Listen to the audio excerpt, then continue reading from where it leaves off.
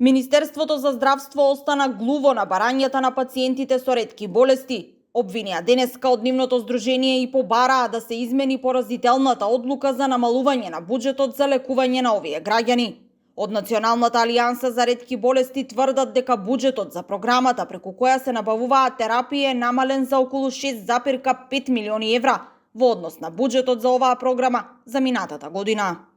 Буџетот за набавка на лековите, на терапиите за оние диагнози за кои што постојат терапии е намален значително и тоа се случува прв пат во изминативе 10 години.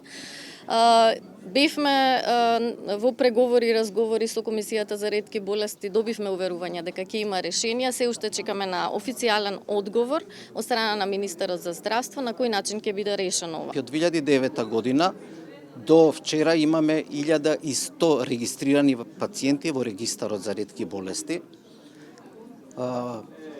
Од нив половина се мажи, половина се жени, нема полова дистрибуција, разлика. 260 од регистрираните од 2009 до денес се починати луѓе, 180 луѓе припаѓаат на една ретка болест која што е генетски детерминирана, која што се вика цистична фиброза. Министерот за здравство пак и денеска повтори дека ќе бидат обезбедени лекови за пациентите со ретки болести и дека оваа година прв пат ќе се прави набавка на лекови за овие пациенти за 3 години, поинаку од досега кога се набавувале само за 1 година. Воопшто не е точно намалувањето ако се гледа на ниво на годината, бидејќи тендерската постапка и целиот процес ќе биде за 3 години. Тоа ни дава комодитет како Министерство за здравство за да може да користиме толку количини колку што имаме потреба кај нас во државата. Од Националната алијанса бараат средба со министерот за здравство, бидејќи како што тврдат, откако е на функцијата, Алиу ги нема примено. Јас слушнав некои изјави дека можеби ќе се планира набавка за 3 години, меѓутоа имаме многу прашања и се надевам дека наскоро ќе добиеме одговори.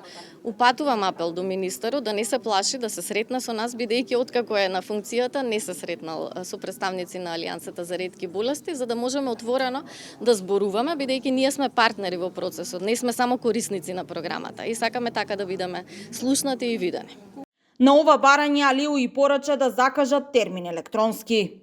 Јас не сум информиран дека имаат поднесено официјално барање, но еве уште еднаш апелирам, може и преку платформата да сами да одберат и термин и ден кога сакат да бидат кај нас на средба лично со мене или да барат официјално преку имејл до нашиот кабинет за да може ако имаат потреба повеќе од 15 минути да се сретнеме.